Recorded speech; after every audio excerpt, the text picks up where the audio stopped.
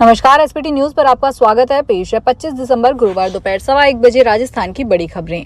राजस्थान के पुष्कर के समीप ग्राम किशनपुरा पेट्रोल पंप मोड़ पर एक बड़ा सड़क हादसा हो गया। गोविंदगढ़ से पुष्कर की ओर आ रही एक प्राइवेट बस अनियंत्रित होकर पलट गई, जिसमें सवार 20 से अधिक यात्रियों को चोटें आई है। घायलों में अधिकांश मजदूर बताए जा रहे हैं, जिनमें एक महिला सांवरिया भी शामिल है। सभी घायलों को तत्काल उपचार के लिए पुष्कर के राजकीय अस्पताल ले जाया गया, जबकि गंभीर रूप से घायल कुछ यात्रियों को अजमेर के जेएलएन अस्पताल में रेफर कर दिया गया।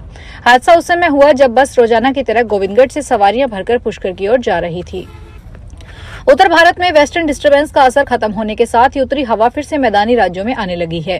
सीकर में आज न्यूनतम तापमान 1 डिग्री सेल्सियस दर्ज हुआ। इस सीजन में यह दूसरी बार है जब सीकर में न्यूनतम तापमान 1 डिग्री तक पहुंचा है।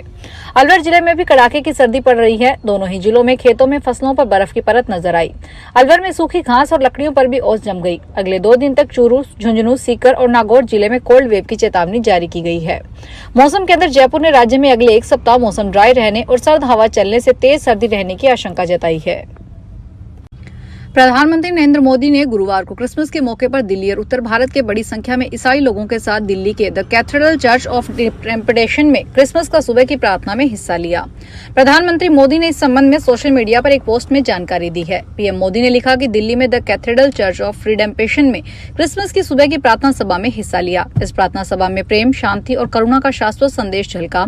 क्रिसमस की भावना हमारे समाज में सद्भाव और सद्भावना को प्रेरित करे।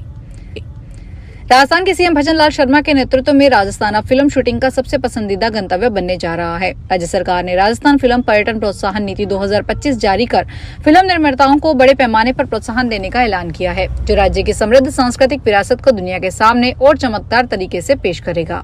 सीएम भजन लाल शर्मा ने इस नीति को जारी करते हुए कहा कि राजस्थान के ऐतिहासिक किले, भव्य महल, मरुस्थलीय परिदृश्य और विधिक प्राकृतिक स्थल विश्व स्तरीय है।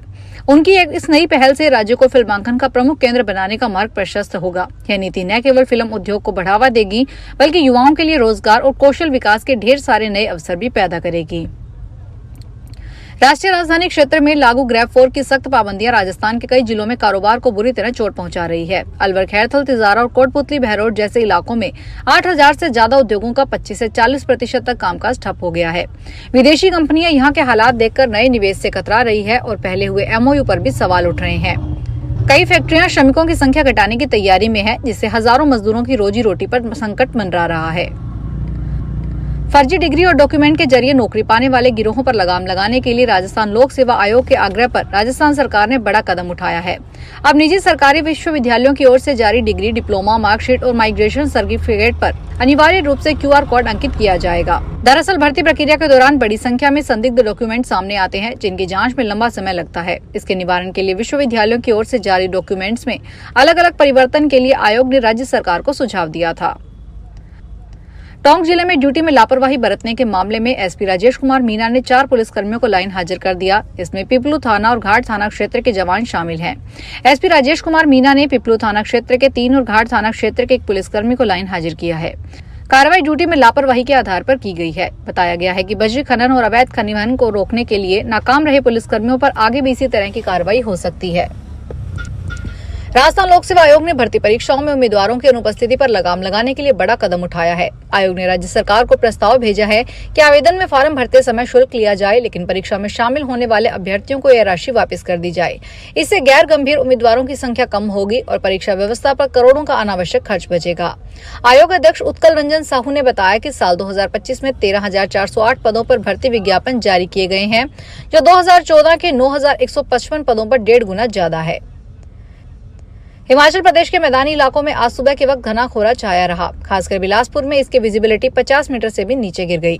मौसम विज्ञान केंद्र शिमला ने आज और अगले 3 दिन तक बिलासपुर में घने कोहरे का ऑरेंज अलर्ट दे रखा है। बिलासपुर के अलावा हमीरपुर, मंडी, कांगड़ा, सोलन और सिरमौर जिलों में निचले इलाकों में भी घना कोहरा छाया रहा। इन जिलों में भी कई जगह 100 मीटर से नीचे विजिबिलिटी हो गई। इस विंटर सीजन में पहली बार कोहरे का ऑरेंज अलर्ट जारी किया गया है। पाली जिले के तख्तगढ़ निवासी 68 वर्षीय व्यवसायी और गौ सेवक जगदीश रावल ने अपनी प्रिय गाय काजल के निधन पर कुछ ऐसा किया जो पूरे इलाके में चर्चा का विषय बन गया। 18 वर्ष की आयु में 16 दिसंबर को काजल की मृत्यु हो गई। इसके बाद न केवल पूरे विधि विधान से उसका अंतिम संस्कार किया गया, बल्कि 26 दिसंबर को फार्म हाउस पर शोक सभा और प्रसादी का आयोजन भी रखा गया है। करीब 15 वर्ष पहले गुजरात में रहने वाले उनके भांजे राकेश रावल ने गोकृषि के लिए ले जाई जा रही कुछ गायों को बचाया था। उन्हीं में से एक गाय उन्हें उपहार में मिली, जिसका नाम उन्होंने काजल रखा। शिक्षा विभाग के शिविरा पंचांग के अनुसार राजस्थान के सभी विद्यालयों में आज गुरुवार 25 दिसंबर से शीतकालीन अवकाश शुरू हो गए हैं। यह छुट्टियां 5 जनवरी तक प्रभावी रहेगी, जिसके बाद 6 जनवरी से स्कूल फिर से अपने निर्धारित समय पर खुलेंगे। इस बार शिक्षा सत्र में बोर्ड परीक्षाओं के जल्दी आयोजन होने के चलते शिक्षकों के सामने पाठ्यक्रम समय पर पूरा करने की बड़ी चुनौती है। गौरतलब है कि इस बार अर्धवार्षिक परीक्षाएं दिसंबर के बजाय नवम्बर में ही आयोजित कर ली गई। इसके कारण अधिकांश स्कूलों में अभी भी कोर्स बकाया चल रहा है। 12 दिनों के इस अवकाश के बाद शिक्षकों पर सिलेबस पूरा करवाने और रिवीजन करवाने का अतिरिक्त दबाव होगा। जोधपुर शहर के कायलाना रोड पर क्षेत्र बहुचर्चित बबलू कबाड़ी के नाम से संचालित एक कबाड़ खाने में गुरुवार सुबह अचानक भीषण आग लग गई। कबाड़ खाना पिछले कई वर्षों से संचालित बताया जा रहा है। बता देंगे, यहाँ बड़ी संख्या में पुरानी गाड़ियां, लोहे के स्क्रैप, वाहन पार्ट्स और अन्य ज्वलनशील सामग्री रखी हुई थी। आग लगते ही इलाके में अफरा तफरी मच गई और आसमान में काले धुएं का गुबार उठने लगा। आशंका जताई जा रही है कि कबाड़ में रखे पुराने वाहनों के टैंक, बैटरियां और अन्य केमिकल पदार्थों के कारण धमाके हुए। फिलहाल इस बुलेटिन में इतना ही, फिर हाजिर होंगे बड़ी खबरों के साथ। अगर आप भी अपने आसपास की छोटी बड़ी और महत्वपूर्ण खबरों से अपडेट रहना चाहते हैं तो सब्सक्राइब कीजिए हमारे चैनल एसपीटी न्यूज को और प्रेस कीजिए बेल आइकन पर।